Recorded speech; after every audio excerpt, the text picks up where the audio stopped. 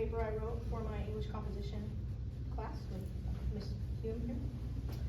Life is a zebra, rare illness inspires an academic journey. Suppose for a moment you were riding down a country road in Kentucky. You look to your right, would you expect to see horses, or would you expect to see zebras? If you looked, of course, and you saw a zebra, you would be surprised. Of course, unless you were at a zoo. My name is Stella, and I'm here to tell you about my life as a zebra. By the end of this presentation, hopefully, you will have a more insight into the term and more enriched understanding of others who might consider themselves zebras as well. In medicine, just like in life, there is a big difference between a zebra and a common horse.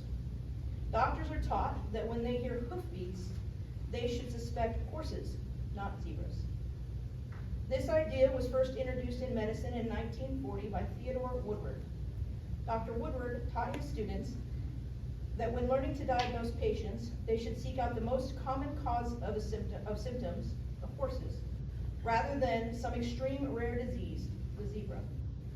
It's all about probability, which is more likely the cause of an illness, a rare, highly unseen disorder, or a more common underlying issue at play.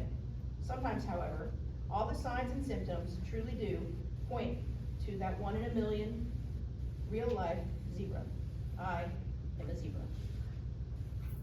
This transformation into rarity started in the year 2000 when I was just 25 years old. I was living on the West Coast at the time.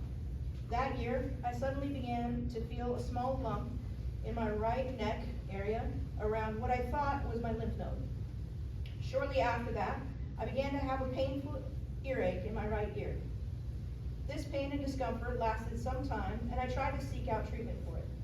Eventually, I was seen by an ENT, or ear, nose, and throat doctor.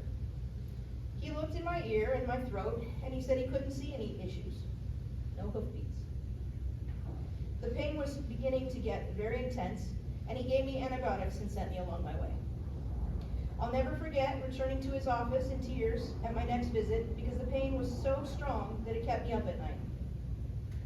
He decided to remove my tonsils and do a biopsy on the right one just to be sure there was nothing there. After surgery, unfortunately, the pain went from isolated in 2 spots, my neck and my ear, to one long, continuous pain all the way down to my jaw. When I said to the ENT that the pain was even worse, he basically told me that he couldn't find anything wrong and I should go see my dentist. That doctor certainly didn't see any zebras. He didn't even see horses. So, no answers in sight, I just resigned myself to living with my new pain. In 2001, I began to be very tired and often overslept for work. So, back to my primary care doctor I went. He ordered an ultrasound of my thyroid, and it was that scan in October of 2021 that revealed the first hoofbeats. During that scan, they realized that my entire right common carotid artery was closed. This occlusion, or blockage, was lower in my chest and cut off all of the blood flow from my carotid artery to my face, as well as to my brain. In medical terms, I had a complete occlusion of my right common carotid artery, affecting both my internal and external arteries. When that doctor finished my scans, he looked me directly in the eye and said, "Young lady, I have no idea how you're walking and talking right now." Hoofbeats. Fast forward from 2001 to 2004. During those years, no doctor was ever able to figure out what had happened to me. We searched for answers in my blood work, and I was eventually sent to consult with a big teaching hospital in California, UC Davis.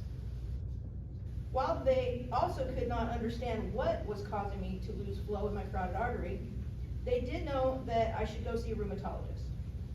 Due to the abnormal results that I was having, they noticed that I had an elevated inflammation markers in my blood work. On their advice, I saw a rheumatologist who scheduled a full angiogram.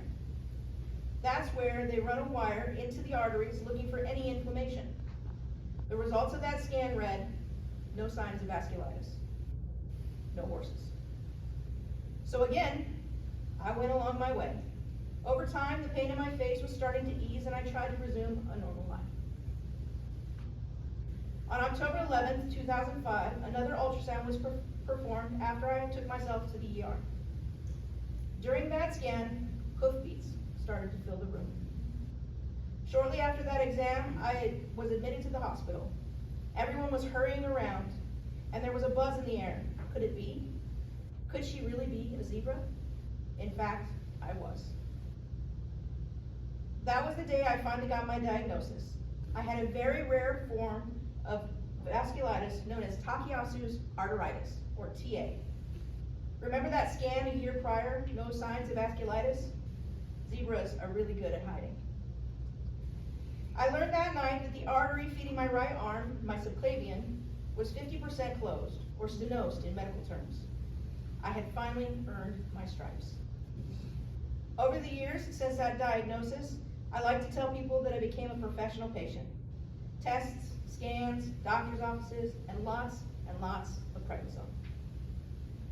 Through it all, I never did forget the two technicians, the ultrasound technicians, who helped find my stripes and get me that elusive diagnosis. So, what is Takayasu arteritis? TA is a rare autoimmune illness with no known cause.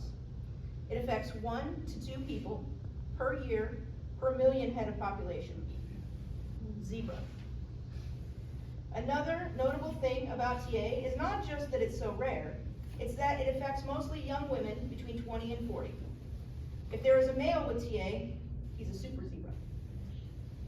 TA affects all the major arteries of the body that flow off the aorta. It does not, however, normally cause any cardiac problems. In TA, the body's immune system marks the cells of the artery walls and tells the body that they are foreign and should be removed. The immune system then attacks the cells and causes drastic inflammation in the walls of the arteries, thus causing them to slowly and basically swell shut over time. Some people with TA will also have aneurysms of the arteries where the walls begin to thin and bulge out like a balloon.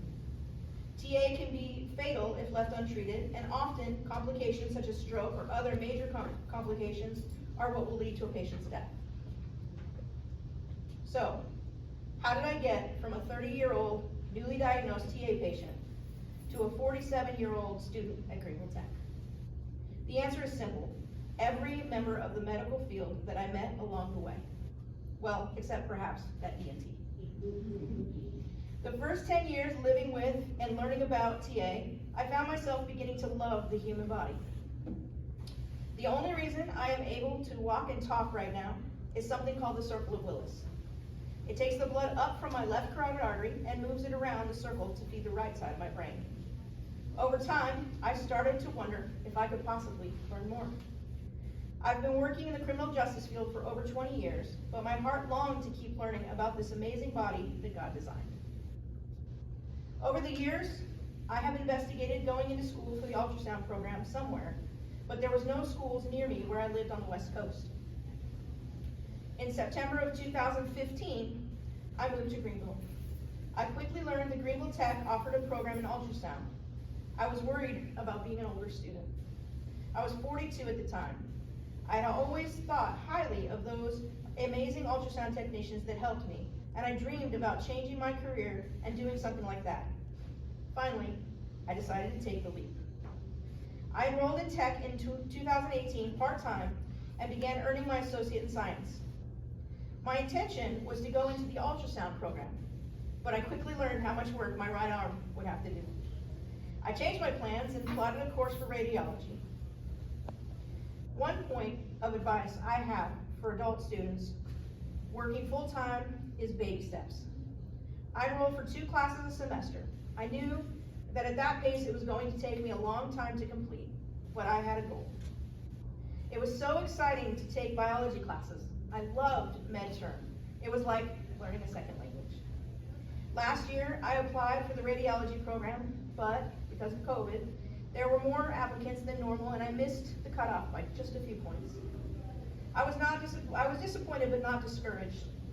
While I waited to apply again, I continued to work on my associate's in science degree. Continued to work on my associate's in science degree. One class I took was microbiology. Unexpectedly, I fell in love. I found out that I have a passion for the immune system and how bacteria and viruses work. I learned about Greenville Tech's laboratory tech program, and because of the damage to my arm, I'm aware that in radiology it might be hard because I'll have to move patients. However, in the laboratory program, all I need is my eyes and my brain. My journey at Greenville Tech has been wonderful, filled with supportive teachers and advisors who have helped me along the way. I've felt nothing but desire from them to help me graduate and achieve my goals. When other adult students ask me about returning to school as an adult, I say absolutely do it. It's never too late. One final point I'd like to make or impart is people can never tell what others are going through. Life with an invisible illness is hard. Most people with invisible illness are struggling with fatigue and also other mental health conditions due to all the burdens that they have to carry. The medical bills, constantly having to fight to advocate for treatments, and having to manage the illness. It's a full-time job. It never goes away. Currently, I work full-time, I take classes at night or online, and I have a chronic debilitating illness. I can manage all of it because I am strong. I am a zebra.